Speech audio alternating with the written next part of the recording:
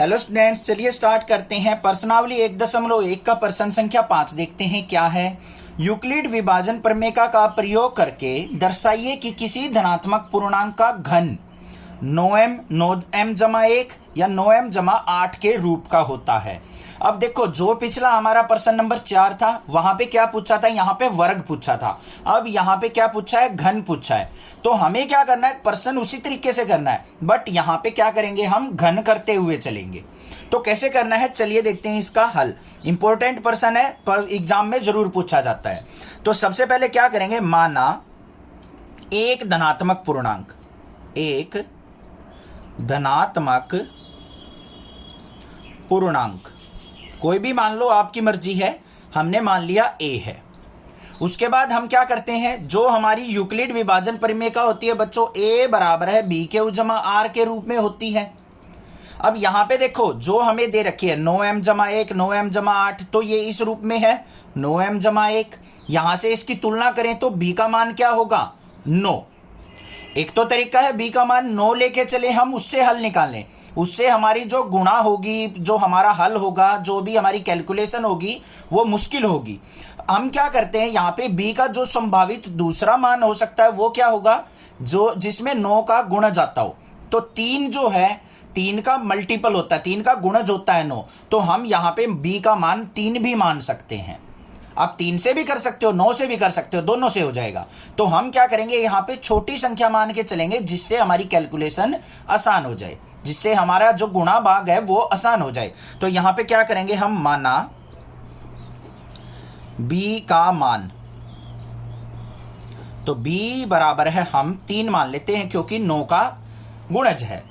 3 के पहाड़े में आता है हमारा 9, 3 तिया 9, तो 3 का गुणज हो गया हमारा 9। तो हमने b का संभावित मान लिया 3। इस 3 से ही हो जाएगा हमारा प्रश्न। तो कैसे करेंगे, यहां पे ध्यान से देखो, यहां पे क्या लिखेंगे हम, यूक्लिड विभाजन प्रमेय का से क्या होगा, क्या होता है, a बराबर है b³ r होता है। तो यहां पे मान रखते हैं, a बराबर है, b का मान क्या माना है हमने, 3q जमा में r। अब हमें r का मान और चाहिए, r के क्या क्या संभावित मान हो सकते हैं। अब यूक्लिड विभाजन प्रमेय का क्या कहती है, जो r के मान होते हैं वो 0 से शुरू होके और b तक जाते हैं, b के मान तक जाते हैं r के मान। तो यहाँ पे 0 छोटा है, यहाँ पे r, और यहाँ पे b का संभावित मान हमने क्या मानना है, यहाँ पे 3 मानना है। तो यहाँ पे क्या मान लेंगे हम, 3। आपका अगर दिल कर रहा है सर हमने तो यहाँ पे तुलना करके b का मान 9 निकालना है, तो आप यहाँ पे 0 less than equal to r less than 9 भी लिख सकते हो, कोई दिक्कत नहीं है। पर वहां पे जो आपके संभावित मान होंगे ना, वो बहुत सारे हो जाएंगे, तो आपको अपनी कैलकुलेशन करने में डिफिकल्टी आएगी। तो यहाँ पे r के संभावित मान लिखेंगे, r के मान क्या क्या होंगे, r बराबर है 0 1 और 2। 3 से छोटे लेने, 0 1 2 आ जाएगा। अगर आपने यहां 9 ले लिया तो हमारे संभावित मान क्या हो जाएंगे, 0 1 2 3 4 5 6 7 8 तक बहुत सारे मान हो जाएंगे। इसलिए हमने क्या किया, यहाँ पे 9 का गुणज ले लिया। तो यहाँ पे इन 3 मान पे हम देख लेते हैं क्या हमारा 9m/1 और 9m/8 का रूप आता है या नहीं। तो देखते हैं। तो यहाँ पे क्या लिखेंगे, अतः जब r का मान 0 हो, r क्या हो बच्चों, 0, तो इसके अंदर 0 रख दो।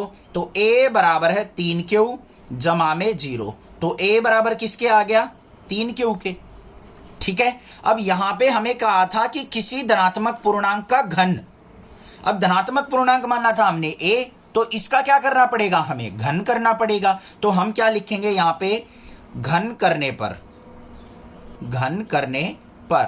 तो यहां पे a का घन करेंगे तो ये हो गया बच्चों। अब एक साइड घन किया तो दूसरी साइड भी करना पड़ेगा, 3q का घन कर दिया।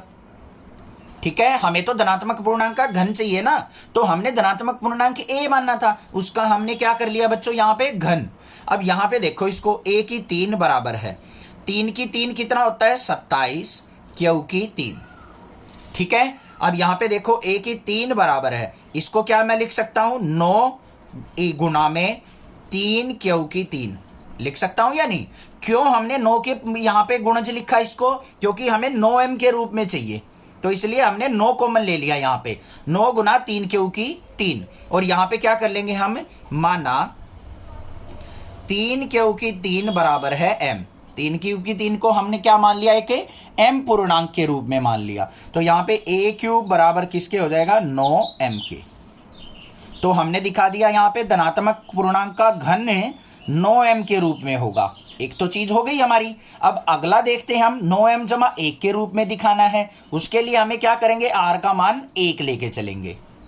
अब यहां पे क्या हो जाएगा, जब r बराबर है 1 हो तो a बराबर क्या हो जाएगा हमारा, 3 क्यू जमा में 1। ध्यान से देखो, ये था a बराबर 3 क्यू जमा में r, तो a बराबर 3 क्यू जमा में r का मान रख दिया 1। समझ में आ गया। अब हमें क्या चाहिए, धनात्मक पूर्णांक का घन चाहिए, तो यहां पे क्या करेंगे हम बच्चों, घन करने पर, बिल्कुल ध्यान से समझने, ये प्रश्न थोड़े से मुश्किल होते हैं, स्टार्टिंग में थोड़ा सा मुश्किल लगेगा, बिल्कुल इजीली समझ में आ जाएगा अगर कंसेप्ट आपको क्लियर है तो। अब घन कर लो बच्चों, a की 3 बराबर है 3 क्यू जमा में 1 का घन। अब आपको यहां पे घन का फॉर्मूला आना चाहिए, जो सूत्र होता है हमारा क्या होता है, ध्यान से लिखो, a जमा में b की 3 का सूत्र, a की 3 जमा में b की 3 जमा में 3a स्क्वायर b जमा में 3ab की 2, यही तो सूत्र होता है। बस यहां पे लगा दो, a की जगह हमें 3 क्यों रखना है, b की जगह 1 रखना है, तो यहां पे क्या हो जाएगा, a की 3 बराबर है 3 क्यू की 3 जमा में 1 की 3 जमा में 3 गुना में 3 क्यू का वर्ग गुना में 1 जमा में 3 गुना में a की जगह हमें 3 क्यू और b की जगह रखना है 1। ये हो गया, रख दिया। अब इसको हल करो, a की 3 बराबर है 3 क्यू की 3 करेंगे तो क्या हो जाएगा, 27 क्यू की 3 जमा में 3 का स्क्वायर करेंगे 9 हो गया, 9 तिया 27 क्यू की 2 जमा में, यहां पे 3 तिया 9 क्यू, और ये 1 बच गया था, इसको ले लो बच्चों पीछे, हो गया। अब देखो a की 3 बराबर है, इसमें से क्या बाहर आ रहा है, 9 इसमें भी है, इसमें भी गुणज है, इसमें भी गुणज है, तो 9 बाहर आ गया हमारा, 9 बाहर ले लिया, अंदर क्या बच गया, 3 क्यू की 3, यहां पे 3 क्यू की 2 और जमा में क्यू, और पीछे अकेला रह गया हमारा 1। ठीक है, इसको मान लेते हैं हम m, तो यहां पे क्या लिखेंगे, माना 3 क्यू की 3 जमा में 3 क्यू की 2 जमा क्यू बराबर है m के। हमने इसको m मान लिया, तो हमारा देखो धनात्मक पूर्णांक का घन बराबर है किसके रूप में आ गया, 9m जमा 1 के रूप में।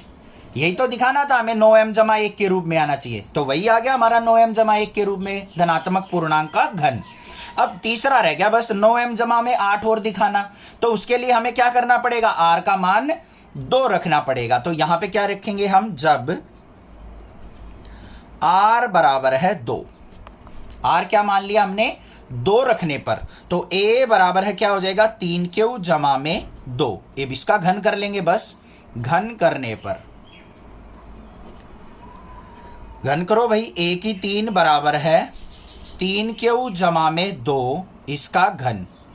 ठीक है, अब यहां पे देखो a की 3 बराबर है, यहां पे क्या हो जाएगा, 3 क्यू की 3 जमा में 2 की 3 जमा में, यहां पे क्या होता है हमारा 3a की 2b, तो मतलब 3 क्यू की 2 गुना में 2 जमा में 3 गुना में 3 क्यू गुना में 2 की 2। हमने इस सूत्र में रख दिया, बस a की जगह हमें 3 क्यू रखना है, b की जगह हमने 2 रखना है, ये मान रख दिए। अब देखते हैं इसको हल करके, a की 3 बराबर है, यहां पे क्या आ गया, 27 क्यू की 3, यहां पे 2 का क्यूब करेंगे 8 जमा में, यहां पे 3 का स्क्वायर क्या हो गया, 9 तिया 27 दूनी 54 क्यू स्क्वायर जमा में, यहां पे 2 का स्क्वायर 4 तिये 12 तिये 36 क्यू, हो गया। अब ध्यान से देखो बच्चों, a की 3 बराबर है, इस संख्या में से इसमें से तीनों में से 9 कॉमन आ रहा है, 9 बाहर ले लिया, अंदर क्या बच गया यहाँ पे 3 क्यू की 3। देखो 27 को क्या लिख सकता हूं, 9 गुना 3 9 तिया 27 होता है, 9 बाहर ले लिया तो यहां बचा क्या 3 क्यू की 3 जमा में, यहां पे क्या बच गया 9 6 54 होता है, तो 6 क्यू की 2 और 9 चौक 36, 4 क्यू, और पीछे क्या बच गया हमारा अकेला 8 बच गया। ठीक है, अब इसको क्या मान लेंगे हम, m मान लेंगे। तो यहां पे क्या लिख लेंगे हम, माना 3 क्यू की 3 जमा में 6 क्यू की 2 जमा में 4 क्यू बराबर है m। तो m मान लिया इसको, तो यहां पे रख देंगे a की 3 बराबर क्या आ गया, 9m जमा में 8। तो जब हमारा r का मान 2 था तो हमारा जो a का क्यूब मतलब धनात्मक पूर्णांक का घन हमारा 9m जमा में 8 के रूप में आ गया। तो यहां पे क्या लिखेंगे हम, अतः किसी धनात्मक पूर्णांक का घन, धनात्मक पूर्णांक का घन हमारा किस रूप में आया, 9m जमा 1 और 9m जमा 8 के रूप का होगा, 8 के रूप का होगा। समझ में आ गया किस तरीके से करना था। कोई भी दिक्कत लगे आप मुझसे पूछें, अदरवाइज चैनल को सब्सक्राइब कर ले, क्योंकि आने वाली क्लासेस की वीडियो भी आपको इस चैनल पे मिल जाएंगी। Thank you students for watching next classes video.